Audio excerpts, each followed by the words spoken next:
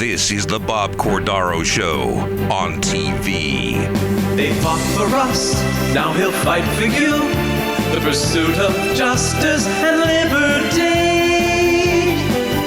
It's the Bob Cordaro Show on TV. And now, Bob Cordaro. Great good morning, everyone. Happy Sunday. My name is Bob Cordaro, and this is the Bob Cordaro Show on TV.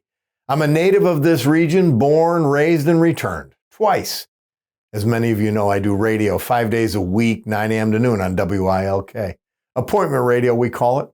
And now we do this thing, the Bob Cordaro Show on TV, each and every week at 11:30 a.m. here on WNEP TV 16. This show is devoted to the greatness of our area, northeastern and central Pennsylvania. So we accentuate the positive, talking to people who make this area great. We don't tell each other that fact often enough. But there's also people who have or want connections to this area. Is it cheerleading? Yes, and we need more of it. First, we're joined in our regular health segment by Dr. Bryan Frantz, who is tops in his field of dentistry and a world-recognized periodontist, but is clearly eclipsed by his wife, Linda, who's going to discuss osteoporosis, prevention and detection. Then, our Power Brunch Player of the Week is Austin Burke. Many of you might remember him as Vice President and then the longtime President of the Scranton Area Chamber of Commerce. We talk about economic development, but then we go into his new passion. Since retirement, he's been an artist. And through talent and training, he's become an artist par excellence. And he will talk about his development, works, and future, making great pictures, an enriching experience. So with the help of God, our families, and each other, let us begin. Dr. Bryan Frantz is an internationally recognized periodontist. He heads a multi-specialty dental practice in Dunmore and has consulted, lectured, and taught around the world in his chosen field. Well, Dr. Bryan Frantz and I are here together again for our health segment. Dr. Linda Frantz, his wife, is with us. And Linda, one of the subjects that Bryan talked about in his health segment was osteoporosis and its implications for oral health. And we got a lot of reaction on that because it's so common. Now, Bryan and you did a lecture together about osteoporosis in Phoenix, and it was important. Tell us, maybe starting from ground step one, what should we know about osteoporosis?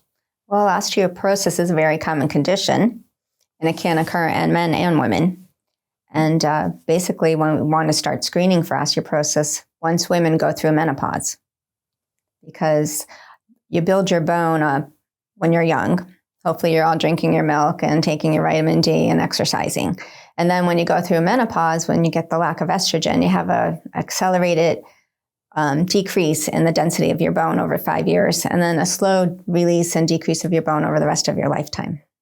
What exactly, could you define osteoporosis and maybe the difference between that and osteopenia? Sure. So osteoporosis is when you have a decrease in the density of your bone, so you lose that matrix where the bone is firm and it's at more risk to fracture. And there's a variation of osteopenia versus osteoporosis. When we do the bone density test, we're comparing your bone in the wrist, hip, and spine to people of younger age before they're menopausal. That's called a T-score. And if you have a T-score that's -1 or above, that's considered normal. Is this a blood study? It's on the bone density, the DEXA scan. Okay. And then if you have a T-score between -1 and -2.5, that's osteopenia. So you have a thinning of your bone, but there's a slighter increased chance of fracture or breaking, but it's not as significant as osteoporosis, which is a T-score of -2.5 or below. Let's go back for a minute. All of our segments, all of your segments that you've been dealing with, you've emphasized prevention and risk factors and identification of risk factors. So what about osteoporosis in terms of that? And, who's at risk for developing osteoporosis? really everyone's at risk for developing osteoporosis, but it's more common in people who have hypothyroidism, underactive thyroid and overactive parathyroid, early menopause, women who have, say, hysterectomies when they're 30, 35 years old and go through menopause. They have because it develops over a lifetime, they have a much higher risk of developing osteoporosis. Chronic steroid use. So if you have any of the rheumatoid arthritis or any connective tissue disease and you're on steroids for a long time, that puts you at increased risk for osteoporosis. Diabetes. Mm-hmm. Mm-hmm. So I think of it as a layman when you see someone who's stooped over. Okay, Yes. That's one of the manifestations of it. But it's also that your bones become weak and brittle and subject you to, as you said earlier, fractures. Mm-hmm. Yes, the women with the kyphosis who are like this. When I was a resident, when I first came back, I had a patient, and she was like this tall on me. She was about 4'6", and I said, "Lucia, how tall did you used to be?" She goes, "Oh, I'm like 5'5". And we put her in. She was 4'6". She actually lost 9 inches, and she was like this with the kyphosis of her spine. Those women, is too late. We want to prevent women from getting to that point where they have such severe loss of their spine. So the key to prevention is see your physician and keep up with your physician and your healthcare provider on a very regular basis for these kinds of recurring issues. Yes, and for osteoporosis prevention, you really need to do vitamin D. You have to check your levels and make sure your vitamin D levels are high. You need to get calcium, but that new studies are showing that women who take too much oral calcium are at risk for coronary artery calcifications. Dear Lord. So usually I say you take a multivitamin and you need to have 2 or 3 dairy products a day. And then you have to exercise. And it's very important to do weight-bearing exercise. So you need to walk, you need to lift weights, and exercise every day. On top of that, then you should have the bone density test every 2 years. Insurances will cover it. And then we can monitor the bone density. And then if we feel like you're getting into the dangerous ranges, start treatment. Linda Frantz, thank you very much for this important discussion. We appreciate it. Thanks for having me, Bob. And now, the Sunday Brunch Power Player of the Week on the Bob Cordaro Show. So our Power Brunch Player of the Week is Austin Burke. Now, a lot of you would know him from his days running the Chamber of Commerce and being in the center and the hubbub of economic development here in Northeast Pennsylvania. But he's evolved beyond that in his retirement. He's gone 10 years, which has surprised me.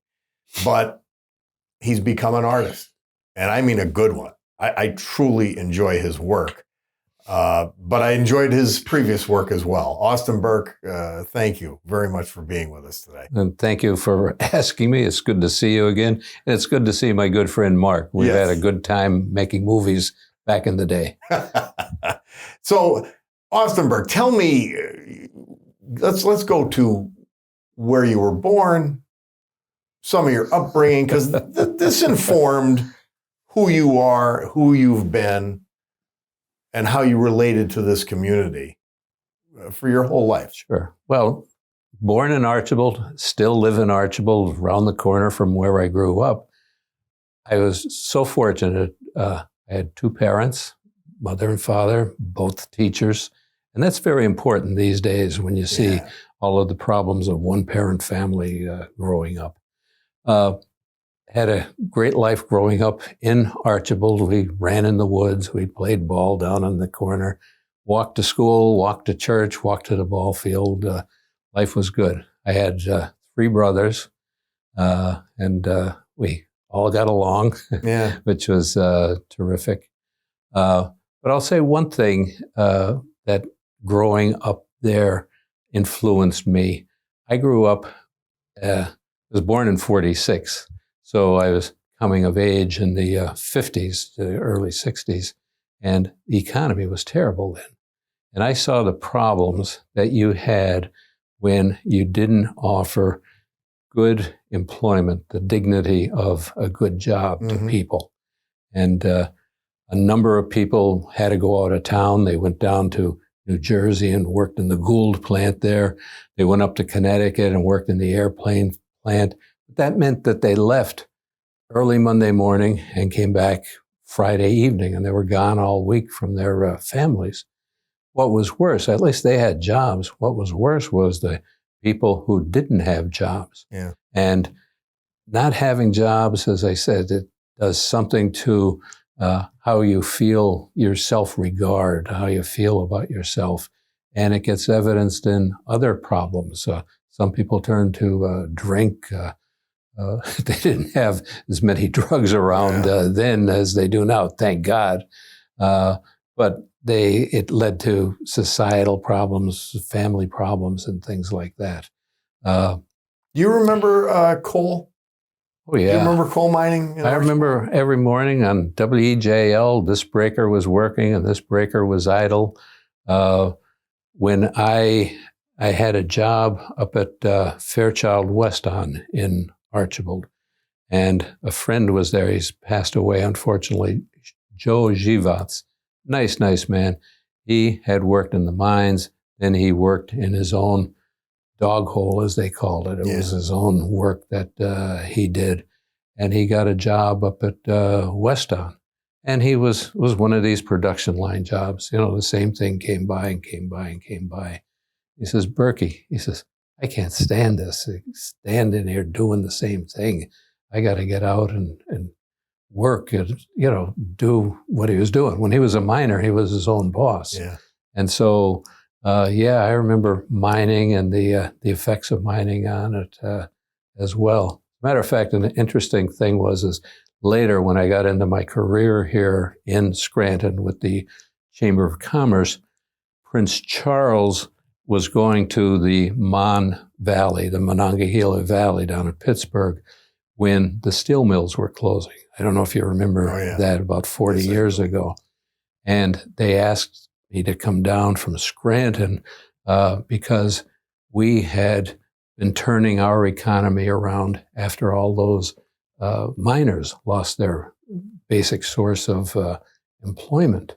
And we got down and they asked, well, what did you do to get all of those miners back to work? And I said, the truth of the matter is, we never really got them back to work in the kind of jobs that they wanted. They just they died out of existence, which was a real shame. And that's that whole scenario is what led me to get involved in economic development.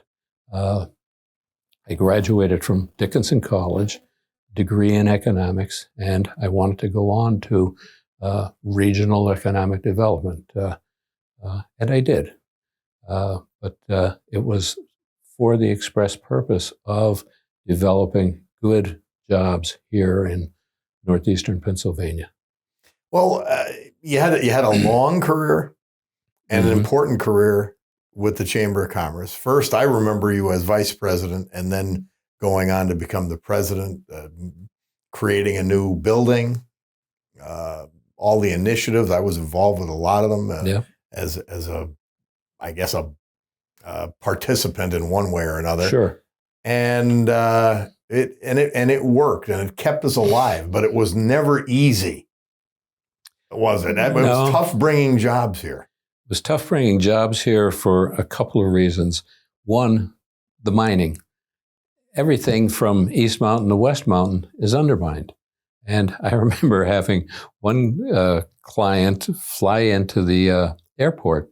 And at the airport, he says, I've had bad experiences with mines. Tell me where the mines are. And I said, there's East Mountain, there's West Mountain, everything underneath. He flew away. Never got back in the plane and took off.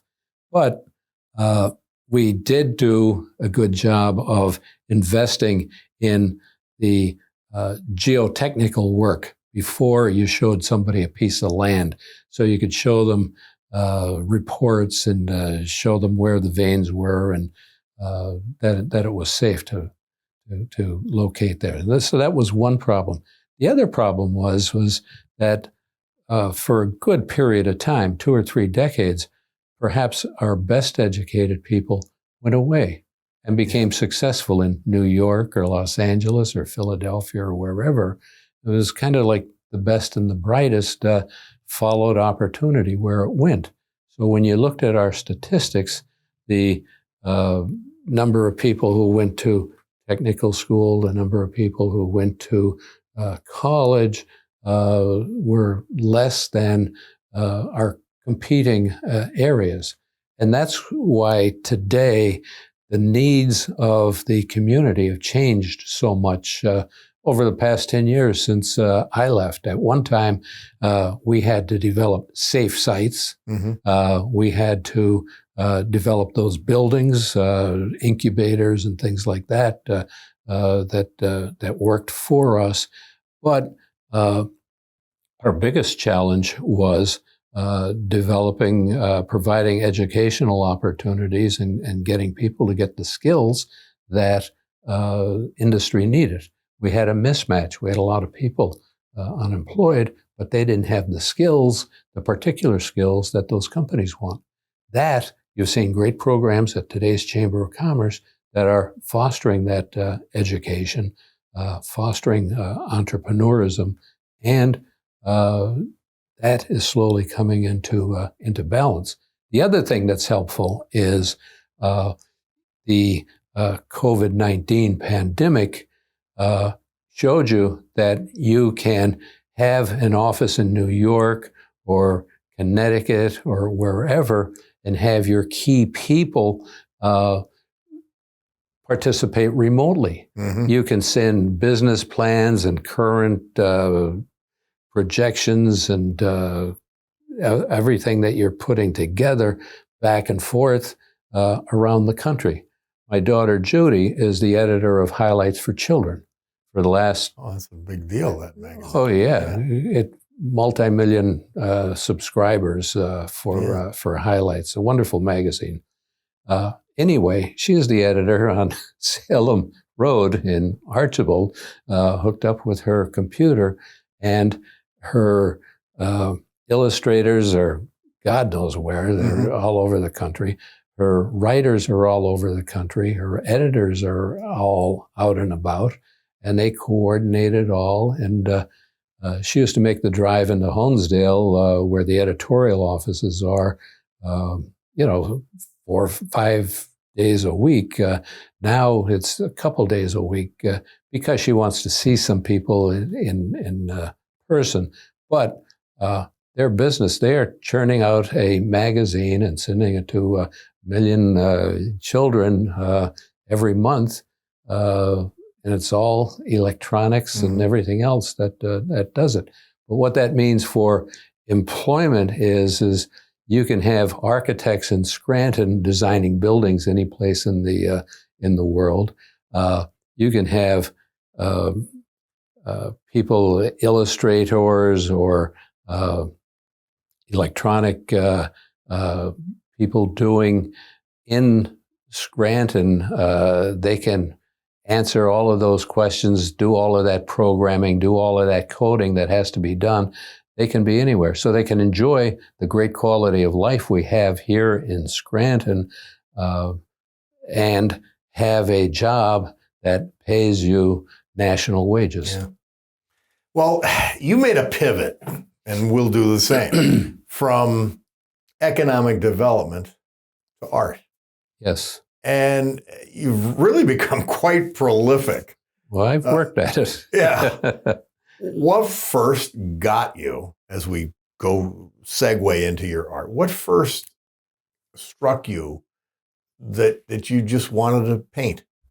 Well, I came out of the Air Force and I immediately went up to Keystone College, great art program at Keystone College. And with Carl Neuroth, took a couple courses in the history of art. It was the electives. And boy, it was interesting. And then 26 years ago, I'm in Florida with my kids, and they're doing some watercolors of Florida landscapes and stuff like that. Well, they have great clouds in Florida. And I took the colors and I started painting clouds. Well, I painted clouds for a month, and I enjoyed it. And I painted trees for a month. They were easy to do. Enjoyed that. Then I started taking night courses and those, working at it, get in a book and try it. So this is an entire your entire adulthood has been a pursuit of what we're seeing culminate today. Sure.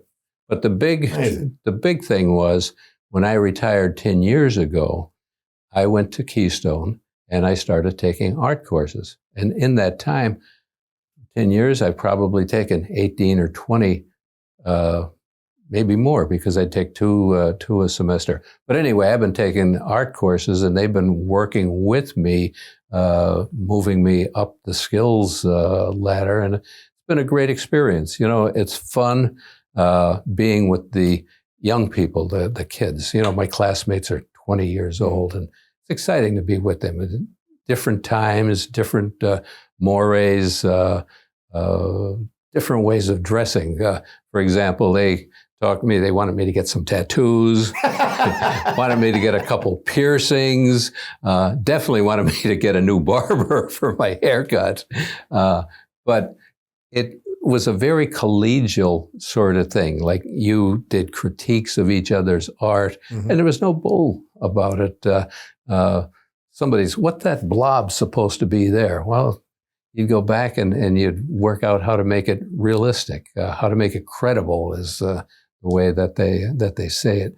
So it was fun being with the students. It still is fun. I'm still taking courses. I was at class this morning. But the whole thing is that's what moved me along in my art. And now I'm painting primarily in oils and studied wonderful artists, American artists and other artists. And that's how you learn how to do it. And at 77, you're still learning. Oh yeah, definitely. Not even, I hope I'm still learning. I hope I'm here for a few more years and continue to learn. But the second part of it was there was a time at the chamber when I noticed there was no good art that depicted Scranton. And there's a lot of nice buildings, a lot of nice events, the St. Patrick's Day Parade, the Race of the Saints, San Dipaldo, all those things. They should be captured. And they were being captured elsewhere. And I went and I retained Gretchen Dow Simpson. I remember that well. I was just going to mention her name. Yeah, she did the New Yorker covers, did wonderful realistic work. And at that time, over a 4-year period, she did 4 paintings of Scranton, Lackawanna County, a winter, a summer, da-da-da-da-da. And that was successful. And I said, gee, maybe I can do that. So I started painting the nice buildings that I thought your style was very similar to hers in a lot of ways. Yeah, probably. I loved what you did with Scranton's buildings, the Lackawanna County Courthouse. Right, and you're right. I was greatly influenced by her. There's another fellow now, Fairfield, that's doing similar types of things. And when you see what you like, then you try to emulate that. But I took what she was doing and I started painting Scranton buildings. And I remember the first series was, looking up at the great architecture, and I named it Scranton Looking Up. Yeah. And kind of put a couple things there. But with things I have here now, we're showing it as we talk about it. Oh, already. It's you haven't, and we don't have much time left, but the one thing that has impressed me about your work, you haven't limited yourself to landscapes, for example. Right. You haven't limited yourself even to buildings. Right. You've done everything there is, and that's a challenge most artists will not take on. Well, I even did a couple portraits, and portraits are very difficult to do. But yes, you're right. I like to show things, and I like. Turns out I'm helping out the community too. There's a painting that I have, and I'm going to get back in the picture here. For example, the Nancy K. Holmes library. this is done. They're having a Great Ridge and Wyoming Avenue. Yeah, and they're having a fundraiser, and so I painted this, made it available to them to use as their part of their fundraiser. But it's also a great building. It's also my grandson Austin in there we put him in. But I've done paintings for that. I've done paintings for churches. Done paintings for the library. This is the Valley Community Library. And my daughter's in this. Yeah. Nice to put your family in when you can. But it's nice to capture the beautiful buildings that are here and also have those images used to help people with fundraisers and others. Just hold up another. This is the James Barrett McNulty Greenhouse. Really an interesting building, and interesting that back, the turn of the last century, Scranton was wealthy enough to be putting up greenhouses, state-of-the-art stuff, and getting that done. And then the final thought that I wanted to share, Bob, is there's a painting of the Harrison Avenue Bridge there. That's one we'll show as we're talking. Yeah, and it's gorgeous. 2 items about that. One, I finished that painting 2 days before it fell down. And so in one sense, it's historic preservation that I'm saving some of those old sites in oil, if you would. The second part of it, people would say, is that the Nicholson Bridge, the Nicholson Viaduct? No. And it turns out the same engineer designed both of them.